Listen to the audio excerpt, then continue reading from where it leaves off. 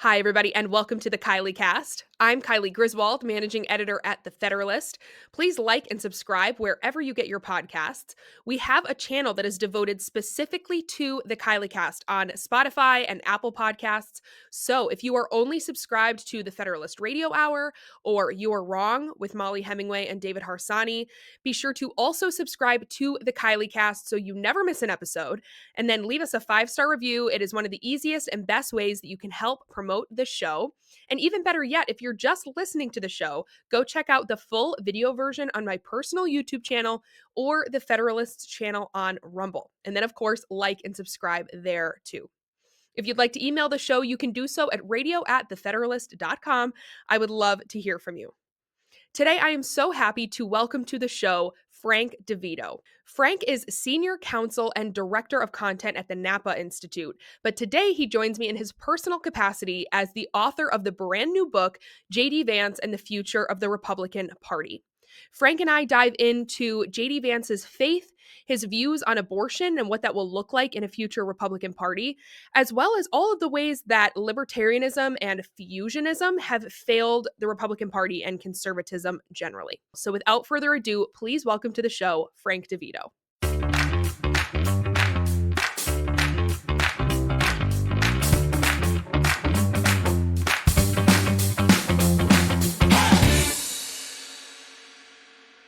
Frank DeVito, thank you so much for coming on the Kylee Cast. Oh, thanks for having me. It's a pleasure. It was a pleasure to read your book. So I'm so excited to get the chance to talk about it and to talk about J.D. Vance. This is a little bit topically different from some of the things we've covered on this show before, but certainly something that's on the minds of a lot of people as we head into the midterms. And then, 2028 is going to come at us quickly. So I think a lot of people are wondering kind of what a post-Trump America looks like, and will it look a lot like Trump? Or will it look very different from that? And you approach some of these themes in your book, J.D. Vance and the Future of the Republican Party. So let's just start from the very beginning. Why don't you tell the listeners kind of what led you to write this book? Yeah, sure. Thank you. So I think the main reason is probably what you identify. Like, this is coming, right? JD Vance is. I think I thought of the idea right after the election in 2024, and my thinking was kind of this. So the importance of JD Vance to me is obvious, right? When Trump was picking his VP, he could have picked somebody who checked a demographic box, right? He could have picked a woman, he could have picked a black man or a Latino, somebody who would kind of try to garner votes from a certain demographic. He could have picked a vice president from an important swing state, but instead he picks this, young white Christian guy from a safe red state in Ohio. To me, there's no other good reason that I can see except you're picking a potential successor to your presidency and to the MAGA movement, right? Or else why would you pick him, right? There are better choices if you're trying to bring in new demographics or to win the election. So to me, it was just instantly it's Vance's race to lose for 2028. I think he's the heir apparent, if you want to use that term. And I think since I started writing the book and finished the book and now published the book, I think that's confirmed. I won't say that it's a sure thing, but he's certainly the front runner and by huge margins. And so the first reason was simply, I think Vance is probably going to be the presidential nominee for the Republican Party in 2028, and therefore should write a book about him, right? But I think it was also particularly interesting to me as like a kind of conservative nerd. I write in this space of conservative culture and religion and policy and legal issues and things like that. And so normally when you're profiling or studying a political figure, right, on the American scene who's like a potential presidential candidate, I don't want to say it's kind of boring, but you don't have a lot of like really deep intellectual stuff. You're going off campaign speeches and the typical stuff that politicians do. But Vance kind of came up as like one of my people, right? Like the conservative intellectual nerds, right? He wrote the Hillbilly Elegy memoir that made him famous, of course. But then right after that, when he became a household name, he's writing op-eds on really interesting matters of politics and policy. He writes a long-form essay at the Lamp about his conversion to Catholicism. He's really high level, engaging with matters of political philosophy at places like the Intercollegiate Studies Institute, the American Conservative. So he's just a much more interesting politician from my perspective to write about. If you really want to dive in and see what does this person say, what does he think, what has been his kind of his consistent priorities through a decade of being a very public figure, even before he was a political candidate. To me, that was really interesting. Mm-hmm. So you have the personal interest, you have the obviously he's going to be important, but I think he's important not just because he's a future presidential contender, but he's a presidential contender at a really important time in the history of the Republican Party, right? So Mm-hmm. what the Republican Party looked like in 2015, the day before Trump came down the escalator, to the day to today in 2026, completely different, right? Mm-hmm.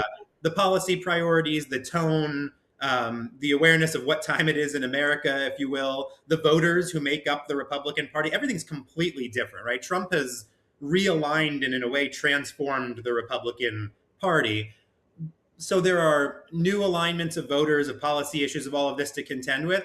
But Trump is a unique, like enigmatic figure, right? Mm-hmm. It's Trump's person, his charisma, his style. Like he has been very clearly the head of this movement as it's completely shifted the Republican Party. So as he goes away, now he's a lame duck president. He's in his last couple of years of his term, and therefore of his influence over the Republican Party. What direction the party takes after Trump, it's an open question, and those are big shoes to fill. And so I think who that successor is makes more of a difference than your normal presidential primary campaign. So Mm-hmm. for all those reasons, like people are going to write books about Vance. Hillbilly Elegy is his story, but it's definitely not the last word on who this guy is as potentially our future president and leader of the party. And I just figured I would do it first. I had the idea right after the 2024 election and said, well, let's see if I can be first to the party here and write something influential on the topic. Yeah, well, and it really is a great collection of his essays and ideas, and just a place to find kind of where he aligns ideologically in one space. Very helpful. I think a lot of Trump voters breathed a collective sigh of relief when Trump picked Vance as his running mate.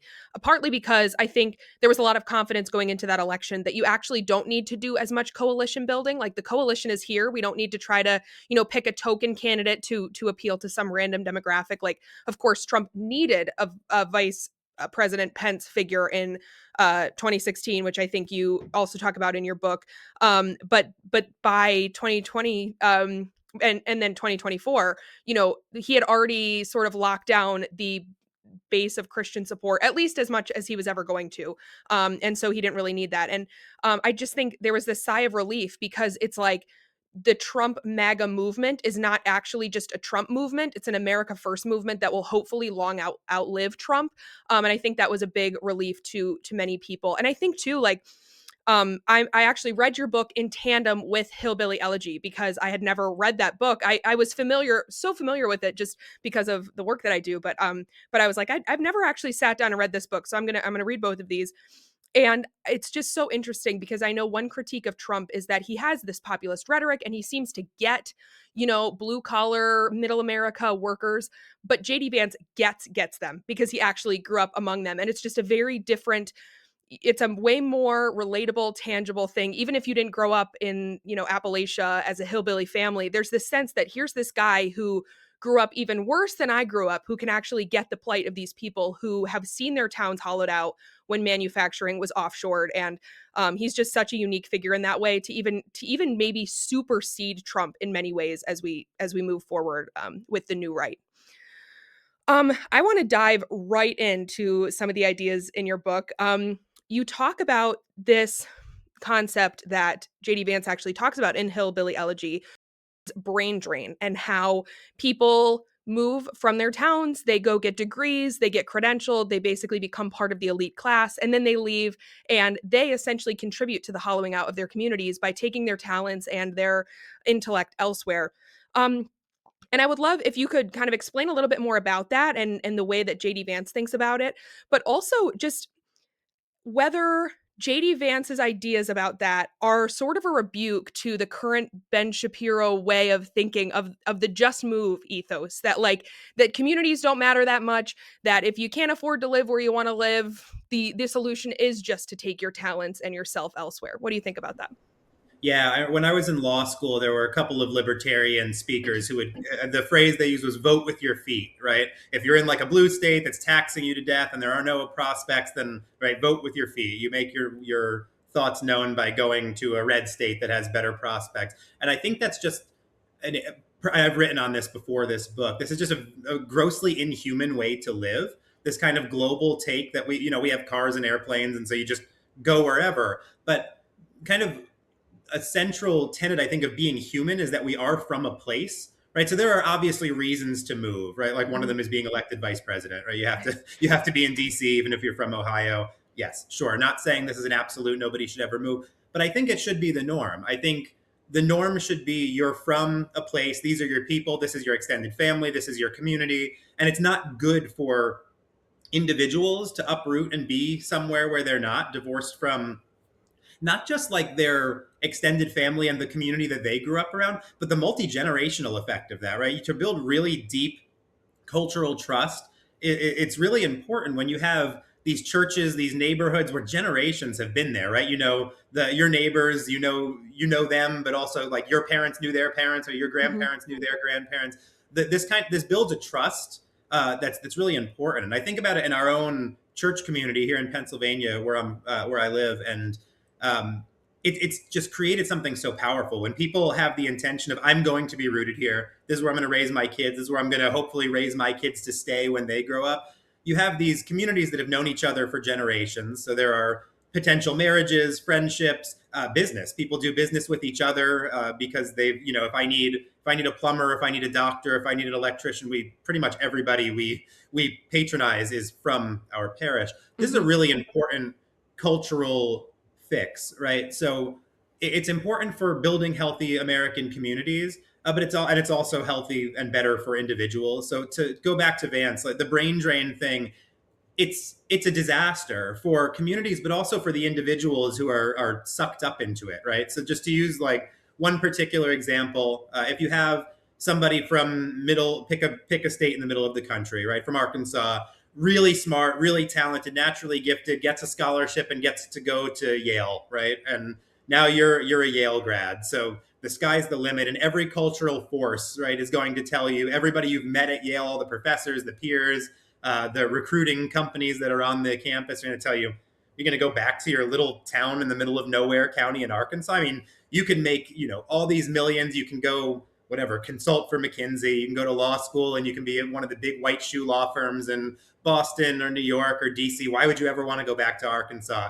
And what this does is, for one, obviously it's bad for that town in Arkansas who just lost one of their most gifted people who could be right mayor or a huge business owner Right. who could help revitalize that town, that county. But it's also bad for the person because, I mean, yeah, it's alluring, the white shoe law firms and the big consulting firms, but being a cog in the wheel of one of these mega corporations in a big nameless city where you don't know anybody and the policies are terrible and it's busy and crowded and expensive, like I think most people would probably actually be happier going back to their town and their family and their community and being a force for good in like a normal place. So you can definitely see Vance advocates for this, that this is a huge thing that we need for cultural renewal of the forgotten middle American towns and counties and states. And he's also lived it pretty vocally himself, right? He did the Marine Corps and then he did Yale Law School and then he was in Silicon Valley for, I don't know what it was, maybe a year or two. And then he writes this op ed about why he goes back to Ohio. And this was well before he announces a Senate run. And he goes and he opens a fund in Cincinnati, in Ohio, where he's from, and he makes just this case. He's like, I've seen, Yale and I've seen Silicon Valley, and these people are just living this existence that's just so divorced from all the people that I grew up with. He's talking about families Right. in Silicon Valley and how hopeful and optimistic they are for the future and for their kids and their financial prospects and all of this stuff. He's like, this is nothing like, right, the divorced, dysfunctional, messy, drug addicted, unemployed people that I grew up around. And there was just such a huge disconnect between the elites that he was living around and the people that he grew up with, that he chose the people he grew up with and went back to try to do some good in the place where he's from. Mhm. And then ended up doing that, in many ways by being elected to the Senate to represent the interests of these people that, are legitimately his community. They're his people. Yeah. Can you talk a little bit about Vance's poisoned garden analogy, what it means? And then also just kind of how that idea informs his adoption of a more muscular conservatism. I know there's a lot of debate right now about what conservatism should look like. Should we use power? Should we not? Of course, JD Vance has a very specific take on that, but how does this idea of the poison garden inform that view? Yeah. So I would say I think even the poison garden gives you a particular like the time and place in America maybe warrants different government action. But I would just back up and say, at least for myself, and I think Vance shares at least some of these instincts, is that we've been dominated by a fusionist platform in the Republican Party since probably at least the 1960s, right? The Goldwater era, where basically libertarians who are very skeptical of government power for almost any purpose, right? And social conservatives, and then like anti-communist hawks, were all this kind of this alliance, and it was assumed that this was just kind of a cohesive thing. Like this is conservatism, this mix Right. of libertarianism and anti-communism and all that. And so what I think we've lost is this kind of classical understanding that man is a political animal, right? Government is a natural thing, right? In civilized in a society, when men are living in the same place, you're just naturally going to have government. It's not this artificial thing that social contract, we agree to like form these communities. No, like anywhere there are people, there's going to be some kind of government, and that exists to promote the common good so that people can live in peaceful, ordered societies. The idea that libertarianism, like hands off, keep the government out of everything, is conservatism is incorrect. So I Hmm. just want to make that point. That's my point, not Vance's per se. But what I think that the poison garden analogy is really important to kind of maybe bring those who are libertarian leaning along to realize how inadequate that response is to the current moment, even for people who maintain very strong, limited, or anti government sentiments, right? Hmm. So Vance writes this poison garden analogy. It's a little like paragraph or two in his foreword to Kevin Roberts' book that came out pretty recently, where he basically says, okay, imagine a garden, right? You have this garden, and you in a healthy garden, right? The soil's healthy, the rain is good, the sun is good, everything is working. The gardener's job is pretty limited, right? You pull some weeds, you make sure the sunlight and the rain are, everything's irrigated. But the job of the gardener is not very interventionist, right? There's not much that he has to do for the garden to prosper, Hmm. right? But then you take the trigger happy gardener, if you will, who's like, all right, well, if we add fertilizers and we add pesticides and all this stuff, then we can make the garden better, right? Less vegetation is going to die. So you add and then you add and then you add, and pretty soon you've poisoned the garden, right? So you have Hmm. this soil that's now corrupted, nutrient depleted, literally poisoned. At that point, you can't just remove the intervention, right? It's not enough to say, okay, gardener, you're intervening in too many places, pull out, right? Stop adding pesticides, stop adding poison, just go back to your limited role of pull a few weeds and let the sun shine and the rain in, because now the thing is poisoned, right? So this is the analogy, and I maybe take it a little farther than Vance, but I think what he's doing here is really instructive, is that at this point, if the government is the gardener, and our institutions and our whole American culture is the garden, it's poisoned. It's poisoned by liberalism, right? So like all of our institutions are deeply infected, right? The administrative state is so filled with career employees who are going to thwart uh, any administration that they don't like. Hmm. Our media, as you well know, is pretty strongly in the grips of leftists, at least mainstream media.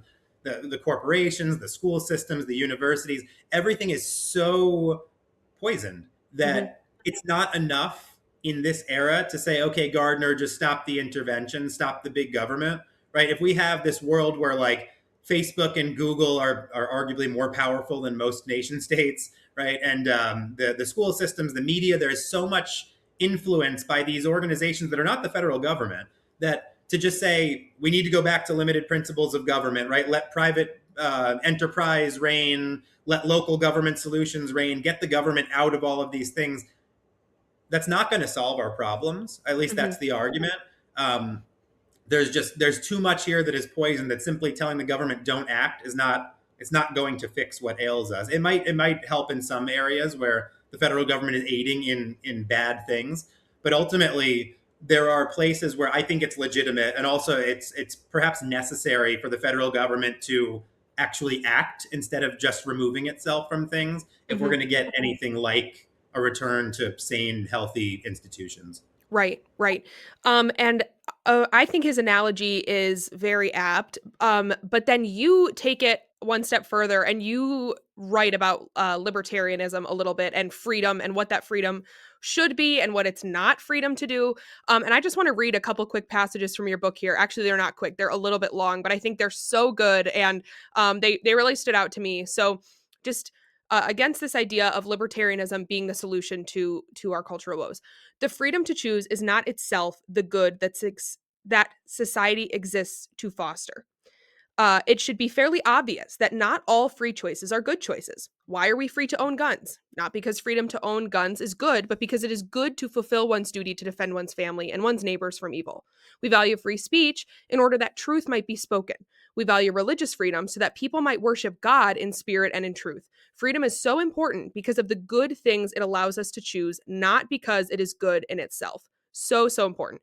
And then you continue. Yes, freedom and individual choice are important, but if freedom is put on a pedestal as a good in itself, we are often choosing to leave people in communities lacking good jobs, ravaged by drugs, and torn apart by these political decisions for so called freedom. That's, of course, exactly what we saw in Vance's book.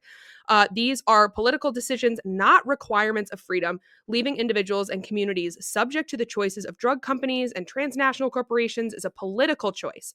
Allowing private actors to make decisions that are bad for many people in the name of freedom does not leave Americans with very good options from which to freely choose. Freedom for its own sake is not conservative.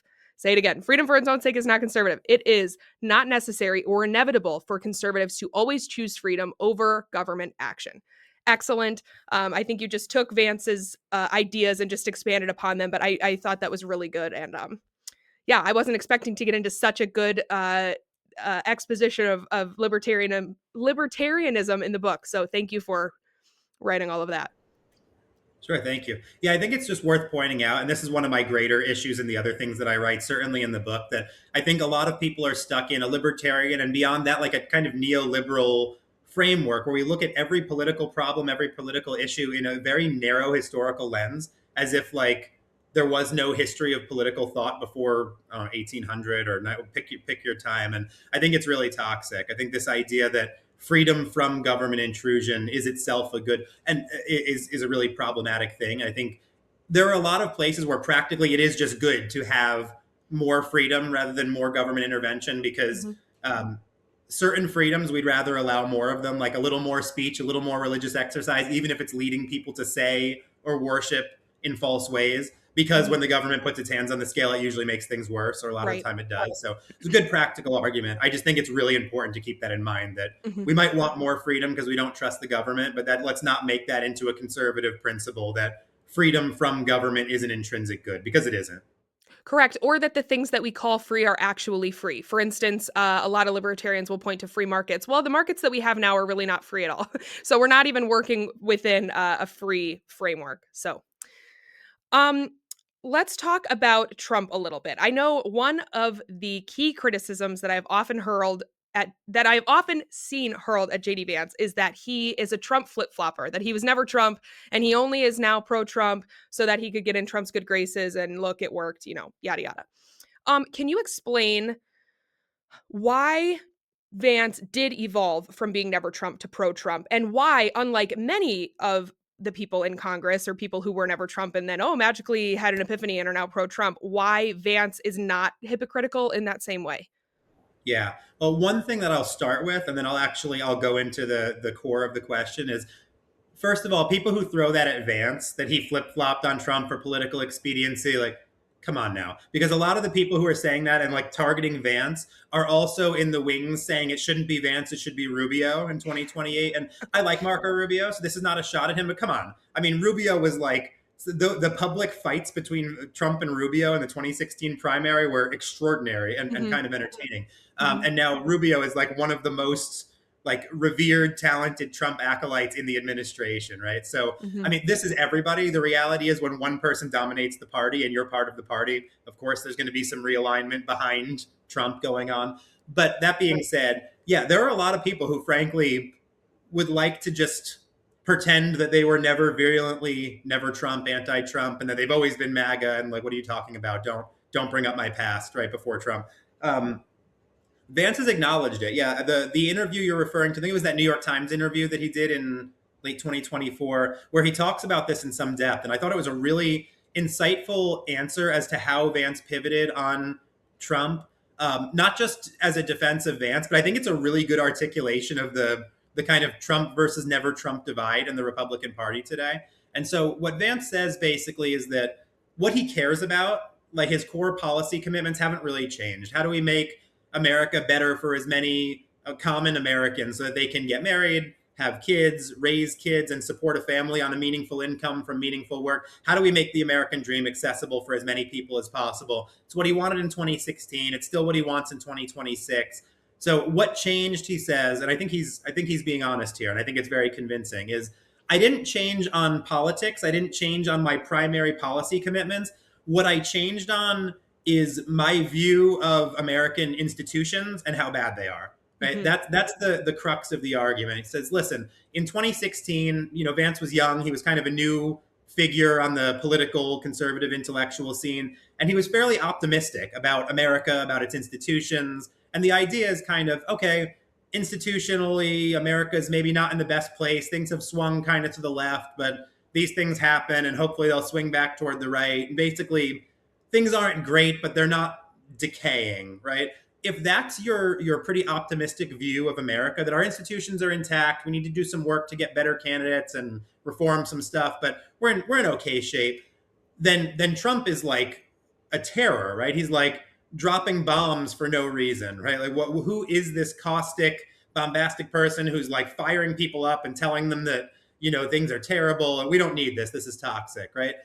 But so that's pretty much where Vance was early on. And then what he says is as time goes on, as he gets more involved in the political scene and is writing and commenting and thinking through all of these political questions, he actually starts to come around to actually, I'm interacting with the school system and the corporate elite and the Silicon Valley tech elite, right? And the university system. He goes to Yale. He does all these things. He gets a lot more exposure to the institutions, and then particularly focused on the institutions of government, and starts to realize, actually, maybe it does look more like the 11th hour. Like maybe things are really as bad as Trump said. Like maybe a lot of our institutions are actually so bad that they can barely be recaptured. Maybe we need to rebuild things. Maybe we need to blow a lot of stuff up, figuratively. Maybe Trump was right. Like if things are as bad as the MAGA folks say they are, then actually Trump's responses are maybe warranted, right? And so I think, like I said, I think that explains Vance's change. It's like, okay, I think Trump is necessary. I think Trump is right. Because I've woken up to how bad things are. I think that's legitimate. But I think it also, if you look at like anyone listening to this, or you, Kylee, think about like the never Trump Republican conservative folks that I mean, some are just completely unhinged, but like there are people who are in good faith. Like they're smart, honest, conservative people who really just cannot stand Trump and the MAGA movement. They think it's brought us away from principled conservatism. Okay. And then think of the MAGA folks that And I think this is a really big difference. Like, I think this actually is one of the good explaining criteria that can help us understand what's going on here, is that if you look at those never Trump kind of folks who are actually conservatives, they think that he's the wrong solution because they don't see that the problem is that bad. It's like, yeah, right. I mean, we need to do better. We need more conservative people in government. We need more conservative journalists and professors. But what Trump is pitching, this is toxic. But if you think that the institutions really are as bad, then you're a lot more likely to accept Trump and MAGA as the correct medicine for what ails us, right? Right. Which I think is why over time so many people have joined the Trump coalition who were not initially in it. And it's because different things open your eyes to how corrupt these institutions are. Many people prior to COVID didn't understand how corrupt government public schools were because they weren't looking over their child's shoulder every day, seeing the type of curriculum that they were being exposed to. And that's just one instance. Or, in the hospital system, if you weren't really going to the doctor, you might not have noticed like how politicized healthcare has become, where now you can go and you're in a place that should be ruled 100% by science, and instead they're asking you for your pronouns on the first form you fill out. And so once you actually begin to see how broken some of these institutions are, it makes Trump make a lot more sense, and therefore, Vance's political evolution as well. Yeah, that's a great point. If I can give one more example, because you're right on. COVID opened a lot of minds to how deeply infected the schools were, and the health system certainly. But the other one too, I think, was in 2020 was the Floyd riots, right? Where we're being told there's a pandemic, stay at home, we can't spread this thing. But then all of a sudden there are like riots in the streets, and you have Democrat politicians coming out and like marching with them, right? Who are telling you stay in your home. This is a pandemic and a crisis, but burn down the cities in the name of racial justice or something, and we're okay with that. And like police forces are standing down. They're like no arrests being made. It's like, yeah, something is deeply wrong. I think 2020, and then the trans movement also in the that peaked probably in 22, 23, really woke a lot of people up to Yeah. how bad things are. Yeah. Yeah, screaming in the face of a police officer is an essential thing that needs to happen, but your church choir is a super spreader, so stay home. Yes, yes. Um, since we're still kind of on the Trump train, let's talk Trump versus Vance on abortion. And maybe in light of the March for Life, we're just coming off of that. Maybe that speaks to some of this. But you write a little bit about this in the book. How are Trump and Vance the same on abortion? And do you think, I mean, how are they different? And can conservatives trust Vance more than they can trust, a transactional second term Trump on this issue moving forward?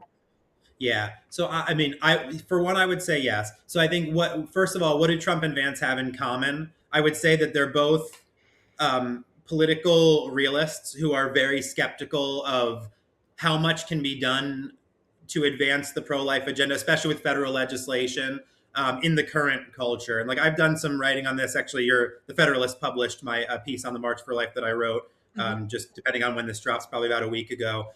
And I think it woke Vance up when he saw the Ohio referendum just be a disaster.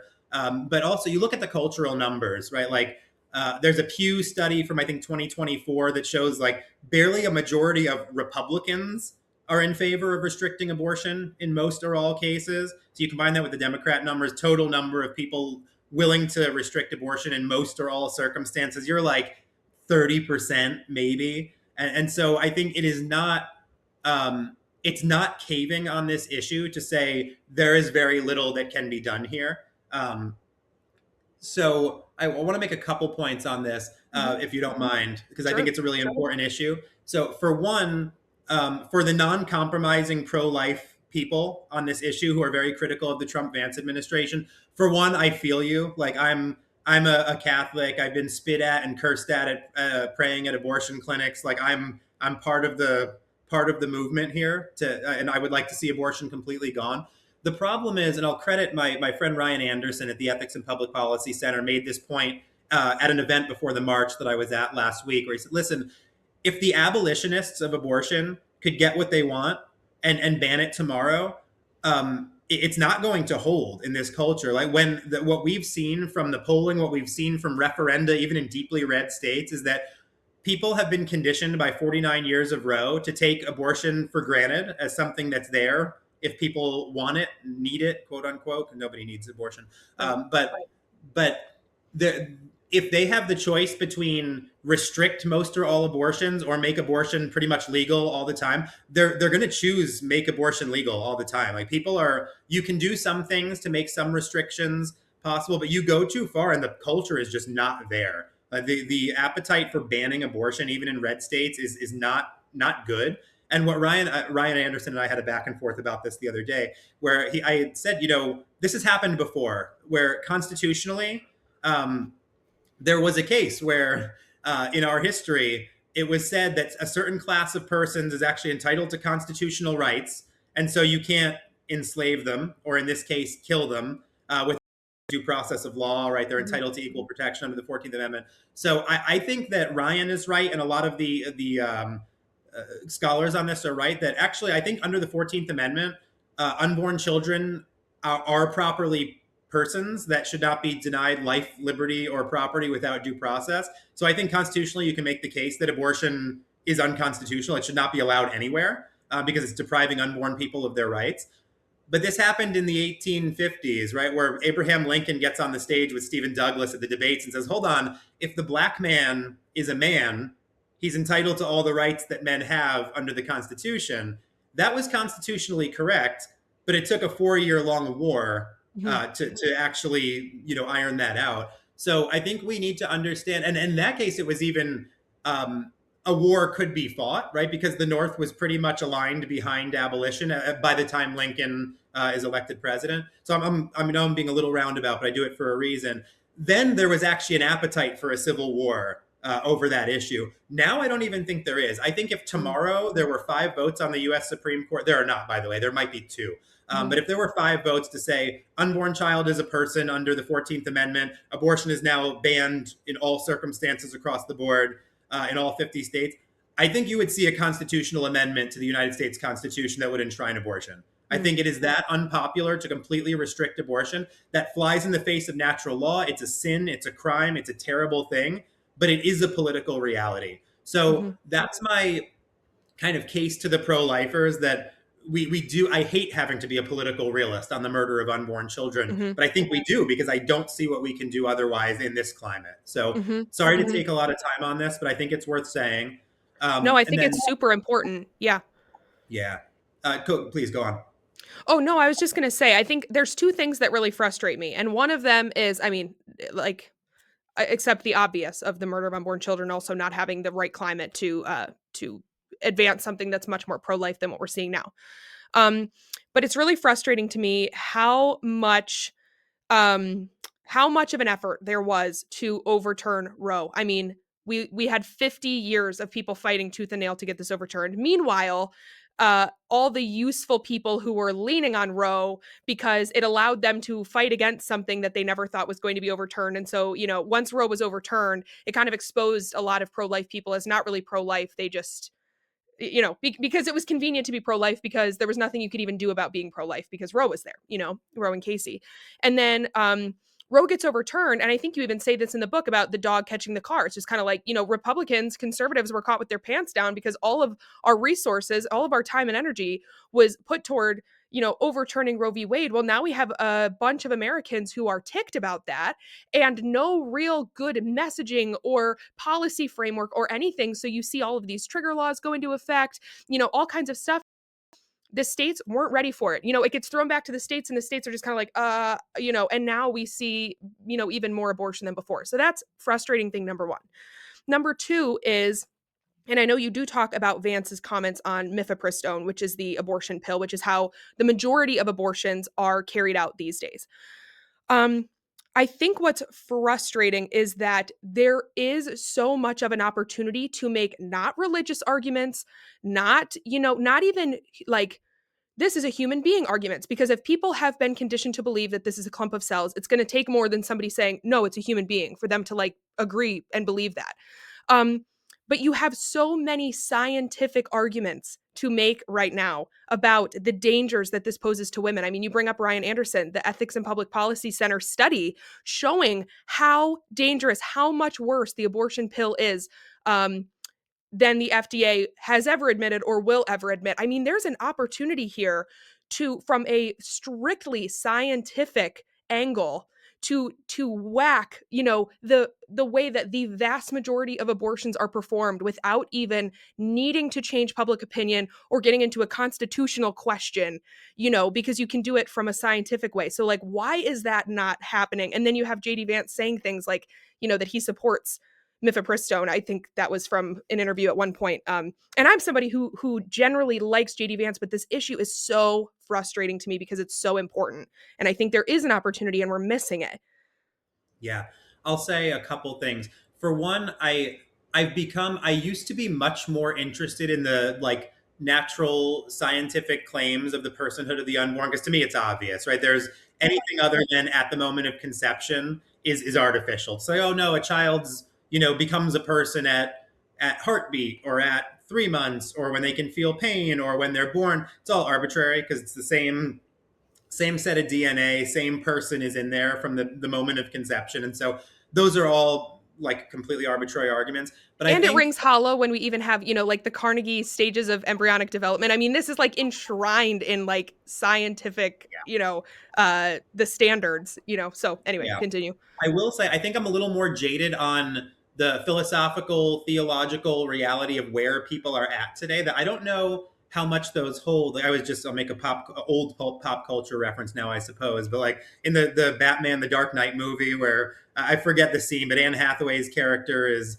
like, oh, we have this, we have that, and the enemies are surrounding them, and Batman looks at her in his gravelly voice. Christian Bale says, "They know, they just don't care." And that's kind of how I feel more and more, and it troubles me greatly. Mm. But I think even if you can prove to them, like, no, this is a human being, like nothing changes biologically from day of conception to month 1 to month 6 that would justify, killing here but not here.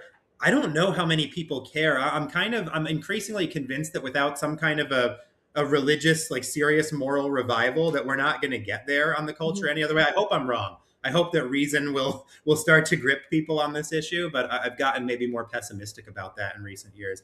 Mhm. But that being said, I want to cover 2 more points to the rest of the question that you asked. So Mhm. I covered why Trump and Vance, I think, are how they're similar on this issue.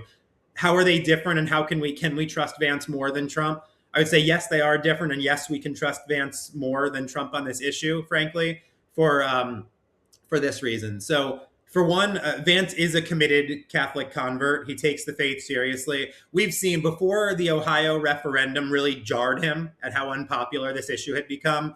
Vance was adamantly pro-life. Like, he talked about the consistent ethic being, that's an unborn child from the moment of conception. Like, you can't justify any abortions. I think we know what he thinks on a philosophical level on this. So the big difference, I think Trump and Vance both realize how politically fraught and limited the solutions are here. But I think they're different in that, listen, Trump came on the scene with an America First agenda and a couple of very particular issue areas that he cared deeply about, right? Immigration and the border being overrun, destroying our country, the trade deficit, and how we were just getting destroyed by globalism, right? And the way we've outsourced everything, and Mhm. we're just getting destroyed on foreign trade. And then he said some things about stupid foreign wars, right? So these are Trump's core commitments. It was clear from day one he was always going to make deals on pretty much everything else, and that includes social issues like abortion. So I think to the pro-lifers who feel betrayed by Trump, I would just say, listen, I think he was fairly consistent. Like, he made pro-life statements. He was the first president to actually address the March for Life Mhm. in his first term. But this was never like a pro-life crusader candidate who was going to be like our hero on abortion. Ironically, he did more for the pro-life cause than many of his predecessors in the party, I Yes. think.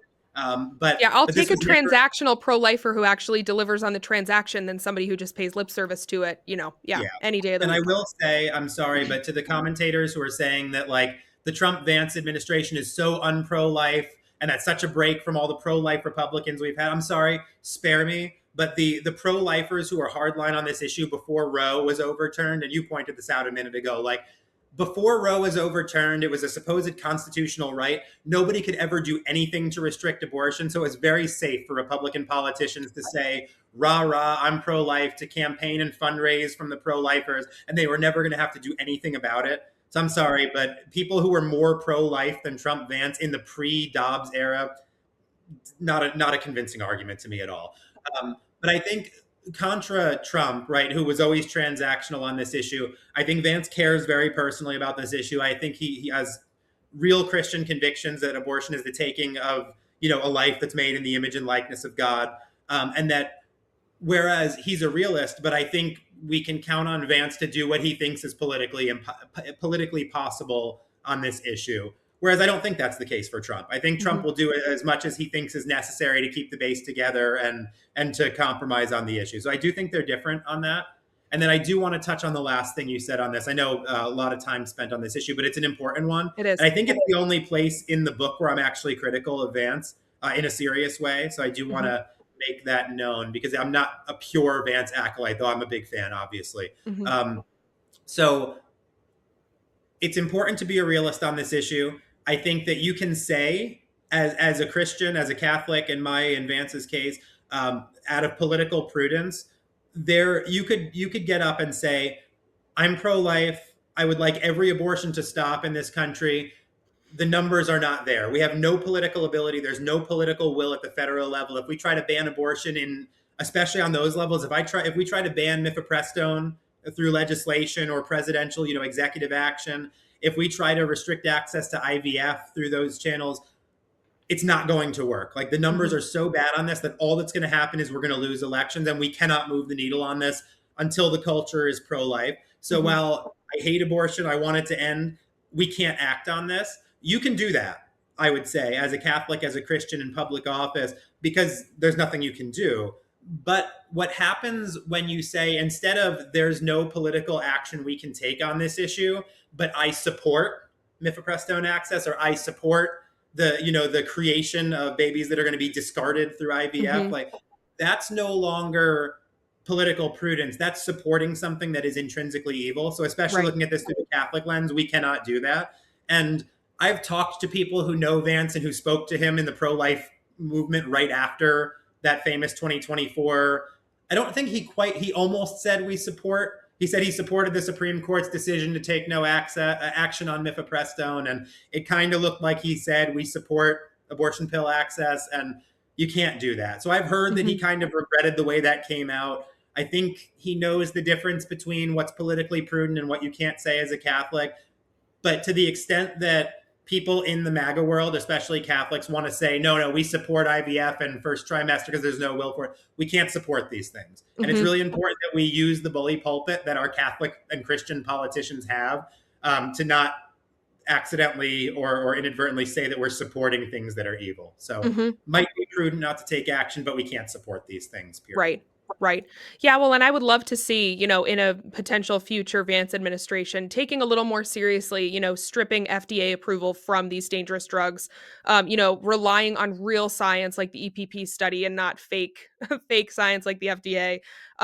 Maybe enforcing, is it the Commerce Clause, against people who are shipping mifepristone to red states. I mean, there's things that can be done without even, without trying to pass legislation at the federal level that's abolitionist that bans abortion. It's like I understand that there are things that are politically not feasible, that you genuinely can't do, but there are things that we can do. And I would hope, even in like a post-Trump Vance administration, that we would be able to take even one more step toward some of these things that are so important, and that would go a long way, because it's also important to condition people's consciences to view human life as human life. And of course, like, you can't force them to see something that they can't see. You can't just change public opinion by changing the law. But if you act like human life is human life, then you begin to teach people that human life is human life, if that makes sense. The law does condition our consciences, and so it's important to make whatever moves we can in that direction, which I think you would agree with as well. Yes, and to steal one more thing that I've gotten from Ryan Anderson and from Aristotle, obviously, but so the Aristotelian virtue of courage, right? All the virtues have their two corresponding defects or extremes, right? So courage is needed; it's a virtue, and on one side you have rashness, and on the other side you have cowardice, right? So on this issue, especially, I think we need to be very thoughtful about what we're doing. Because on one side, as I've said, you don't want to be rash and just charge in and do things that are politically impossible and that are just going to make the pro-life movement go backwards. But we also don't want to, in the name of prudence, become cowards and not do what we can do. Right. So Yep. let's try to find the virtue and avoid the extremes. Not easy, but very important not to be a coward in the name of prudence. Yes, that's exactly right. Since we're already kind of talking about this, can you speak to ways beside abortion that JD Vance's Catholic faith have that has shaped his governance? Yeah, so I mean, he got a lot of flack for this, but the new administration came in, right, and we had the immigration crackdown began to close the border, to deport people here illegally, right? Vance invoked in the face of people basically saying this is uncharitable, it flies in the face of Christianity, or what have you.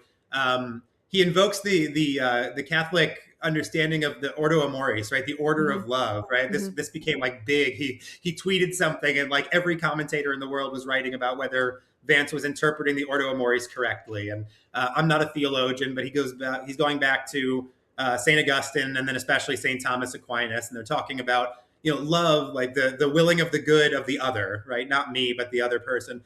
It doesn't require the same thing of us toward every person, right? Right. The love that I owe my wife and then my children is not the same as what I owe my next door neighbor or my coworkers, is not the same that as what I owe, people that I've never met before in foreign countries. That's Mhm. just obviously true. I can't love everybody the way that I love my Mhm. wife, right? And so Vance Nor invokes should you. this.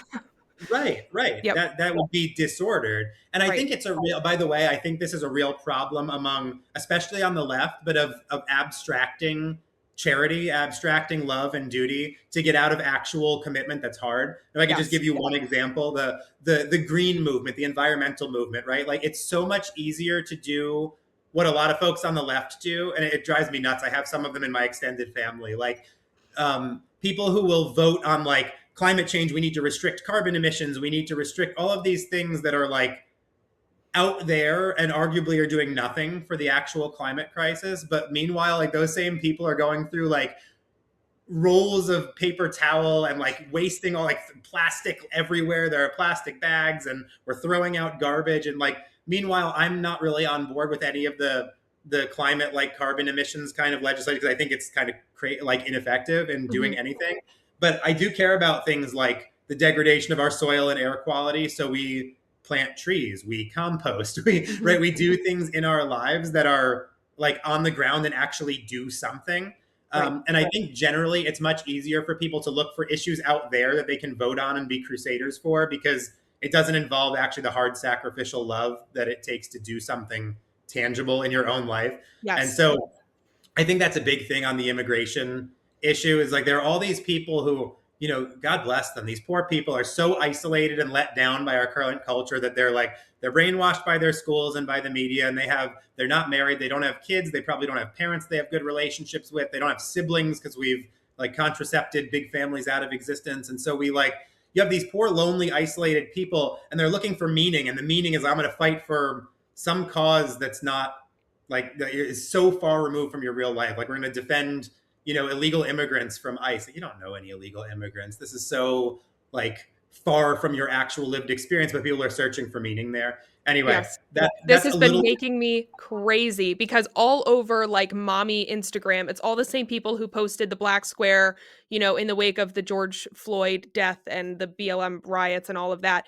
But it's the same people who are not only regurgitating completely fake headlines from the corporate media about, you know, a 5-year-old being used as bait by ICE or, you know, Renee Good being, mercilessly hunted down in her vehicle, or whatever, but it's also just a complete disordered way of loving as well. Like I've seen multiple people now who talk in this kind of way of like my children want me to play with them, but I can't stop seeing videos of, you know, this person being murdered in the street. And it's like, if you care more about the person that you've never met, never would have met, is not actually your, you know, literal neighbor in any sense of the word, you've never met them, you don't know anything about them. If they are occupying your mind and your love and your affections more than your own child, like you have a problem. And that kind of stuff is happening all over. And the way that JD Vance just spoke to that so plainly with that interview about the Order of Morris, it's like that was remarkable clarity from a politician that we hadn't seen in quite some time. Yeah, and I think I like that example because I think it shows a couple of things that he takes Catholic social doctrine seriously, clearly because he's trying to take it and say, okay, what are my duties as a Catholic? How do I apply those to my job as vice president to try to help to promote the common good? Which is great. It's a breath of fresh air after decades of a lot of especially Catholic politicians who have tried their best to like separate well, my personal faith says this, but I have to do the opposite because of my role as governor or president or whatever. And Right. that's not the way that anybody's supposed to function if you take your faith seriously. But I think the other thing that's worth saying is that there are not easy answers to this because the way that you apply like Christian social doctrine to concrete examples of a particular issue in a particular country at a particular time, there's some prudence. You need to figure out how it applies. And so I think what we can say is that Vance is trying to do this. Like he's going to take the faith seriously and see, well, how do I apply my faith to principles of political and governing philosophy that will actually work? And he said like, he was at the Catholic prayer breakfast last year, and he said something I thought was really beautiful and humble. He's like, listen, I'm a baby Catholic. I'm kind of relying on you guys, my Catholic brothers and sisters, to like tell me what I'm doing wrong, which is why I wrote the abortion chapter. I think that it needs to be reminded that we can't say we Hmm. support abortion in any form, right? Right. But they said, listen, I'm going to get this stuff wrong, but I'm trying to grapple with what my faith requires of me as a public figure. And so I Hmm. think we can count on that. And maybe a way that we have not been able to for any any Catholic politician in a very long time. That they're going to Mhm. take their faith seriously and try to apply it to their role in public life. Yeah. One of the things you bring up in the book in reference in some places to Vance's Catholic faith, but also just in, kind of his biography is his relationship with Peter Thiel and how Peter Thiel even influenced, some of his thinking on matters of Christianity and such. I know one thing that I've heard some people criticize Vance for or be concerned about, I guess, as it relates to his political future is a potential influence of Peter Thiel over JD Vance, because whether you agree with Thiel's, interpretation or not, he has a lot of transhumanist ideas. So, can you kind of speak to those concerns and what you would foresee any influence, or if any, Peter Thiel would have over a JD Vance presidency? Yeah, so I think it's worth kind of qualifying what that influence of Peter Thiel over JD Vance really is. So I'll point Hmm. out two things. One, right, I do say in the book during Vance's conversion, he says that the first person that he met, and he was in Yale Law School, who was ever publicly claiming to be a Christian and spoke intelligently was Peter Thiel. And so that had an effect on him. It doesn't mean he became, a Christian in the image of Peter Thiel, and he's certainly Right. not. I mean, Vance's Catholicism is clearly not anything like Peter Thiel's kind of interesting and I think heterodox Protestantism. So there's that. Because that He was was just during saying, Vance's sort of experimentation with atheism, correct?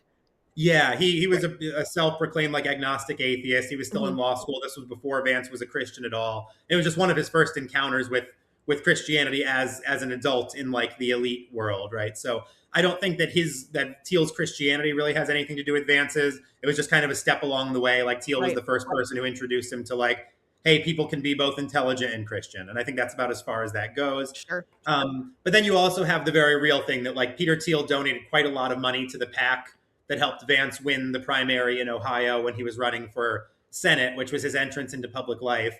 And so to say, well, no, political life, sorry, he was already a public figure. But there are people rightly concerned to ask that question like, Thiel has given Vance a lot of money. Aren't you worried that exactly what you said? Thiel is a futurist, transhumanist, Orthodox Christians. We don't really like this guy. And I understand that for sure. Hmm. There was an interview, and I can't remember where it is or even if it's in the book, but somebody asked Vance basically, what do you feel you owe to the donors, to the people who have given you the money that has supported your runs for office? And Vance said, I appreciate them. I appreciate the people who believe in me. Peter Thiel clearly believed in me as somebody who would be good for the political world in America. But what do I owe them in terms of implementing their preferred policies or vision for the country? Nothing. I owe them nothing. And I think that's really important.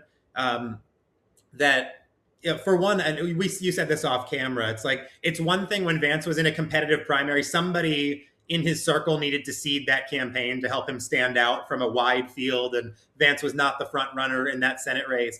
But now he's the vice president. He's in no way beholden to the money or the influence of Peter Thiel. And also, I do kind of question how close he really is to Thiel. I mean, that was a long time ago when Vance was Hmm. in Silicon Valley.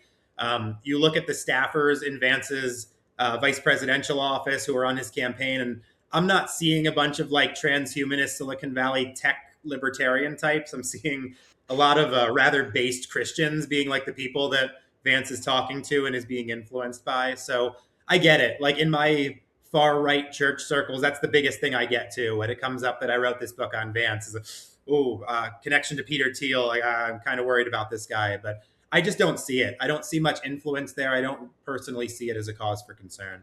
Hmm. Hmm. You Your book lays out the case. I'm going to end on this unless we have anything that this leads to, but your book lays out the case pretty convincingly for why JD Vance is the right man to lead the party after, and most likely will be, as the new right has kind of taken root within the GOP.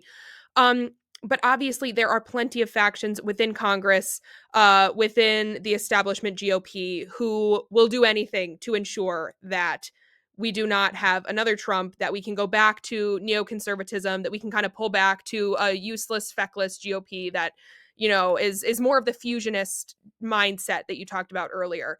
Um, what do you think right now is the biggest threat to the new right continuing apace after we lose Trump?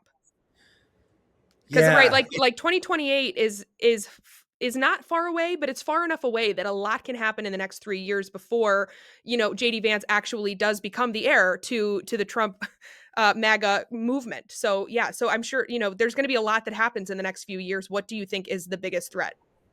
Yeah. So right now you look at the numbers, right? And JD Vance is immensely popular among the base that's going to elect the next presidential candidate in 2028. The only other person who polls close and who, so you have this thing, right, where you have like the people who are the pre-Trump Republicans who are still part of the party, right? They may have disagreements, but they've come along. Mhm, And then you have the MAGA base. And who can keep those together? Who can keep this demographic together? I I think it's Vance. Like I mhm, think he can be. There's a lot of chatter, right? People who would like to displace him for a lot of reasons, but I think he can hold it together. The one question, the one alternative that even like a lot of good people on our side have pointed to is Marco Rubio. Right? He's very popular. He's showing himself very capable. There is kind of, I think, the question lurking in some of the MAGA base's minds, like Rubio was kind of one of the neocons 10 years ago. Is he just going along? But he seems to be, on the whole, very popular and very effective and part of the movement. But so, what could change that would actually change this and make it so that Vance is not the contender? I think it's you would need some slip, right, where Vance does something and public opinion shifts among the voting base of the Republicans that undermines trust in Vance enough to make Marco Rubio consider a run for president. I can't see anything else that would displace him. I think if Vance doesn't commit any political acts of suicide, which is unlikely, he's very talented at handling the media, at balancing what he has to do politically. So if he doesn't make a great mistake that opens the door for Rubio, I mean, Rubio's pretty much endorsed Vance. So I think if Rubio endorses Vance and runs as his VP, which I think is fairly likely, I think that's the end. I think there's pretty mhm, much nothing that can be done. You'll get a run, right? The people who want to displace Vance and MAGA from the Republican Party, I mean, Nikki Haley would get like a 0.5% of the primary vote. Like Ted Cruz is angling for a run, but he'll get like 1% of the vote. Like these are not. Josh Hawley, I think, wants to run. I'm just kind of throwing out what mhm, I've heard from DC murmurings. But I don't see anyone other than Rubio that's really viable to capture the base. Like there are a lot of people who could capture the donor dollars of disaffected, pre-Trump Republicans, but that doesn't translate into votes. mhm, So I think if Rubio stays behind Vance, I think it's pretty much wrapped up. If I had to mhm. guess. Yeah, do you think Vance would ever pick Rubio as a running mate? I mean, way too early to tell, but Yeah, I think it's. I know Trump has said I'd like Marco Rubio to just be Secretary of State forever. He's so good at it. I don't think that was a knock. I think that was he's really good at managing these jobs, and then he's the National Archivist and the head of National Security and JD Vance's new nanny, depending on which memes you're following. But right. I do think it's possible.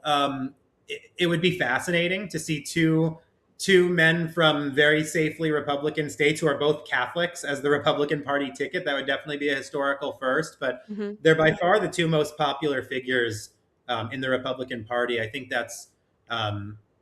I don't think that's out of the question. I think it's perhaps likely. And if I could just say one more thing about electability, because this is of something course. people ask, is like, the media is already shifting. And again, spare me, they've been doing this for decades. Like, oh, well, now they're starting to moderate, right? They've been calling Trump Hitler for a decade, but now it's like Trump's actually been fairly moderate to work with on some of these issues. Vance, that's the real extremist. He's basically Hitler. Right. I'm sorry. They said that George W. Bush was like this far right monster, and then when Trump started to run, they were like longing for the days of W. Bush. Like the media has this really cynical thing where the worst Republican that we've ever seen in all of history is the one who's running right now. So Right. I Right. think that's exaggerated. I think most of the base will get behind Vance. I don't think there are just tons of people who will say he's too extreme and I'm defecting. But the other thing I'll say that I think gets overlooked is remember, it's not a popularity contest. It's an electoral college vote for the next president. So when people talk about the electability of Vance, where does the victory run through? It runs through my home state of Pennsylvania and Wisconsin and Michigan. It's Vance plays really well in the Rust Belt. You said this at the beginning. He's one of them. He grew up in Middle America. He's Yeah. experienced what they do. He knows their struggles. So you can try to make him out as this out of touch, like elite far right Republican. He is not that. I think he will do very well among the base in the states that matter, especially. Yeah, that's a great point. That's a great point. Well, everyone should pick up a copy of Frank DeVito's new book, J.D. Vance and the Future of the Republican Party. I'm getting the title of that right, aren't I? J.D. Vance and the Future of the Republican Party. Yes, Okay. it's both the title and the thesis. Great, great. I was second guessing myself. But yes, it's definitely worth a read. It puts all of this information into one place. Very easy to read, a great resource. You will not regret picking up a copy. Frank, thank you so much for your time today. I had a great time talking with you. Yeah, this was awesome. Thanks so much, Kylie. Yeah, you bet.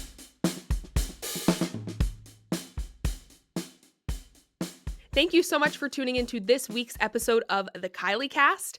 If you haven't done so already, please like and subscribe wherever you get your podcasts. Leave us a review. We would really, really appreciate it. It's such a good way for you to help out the show.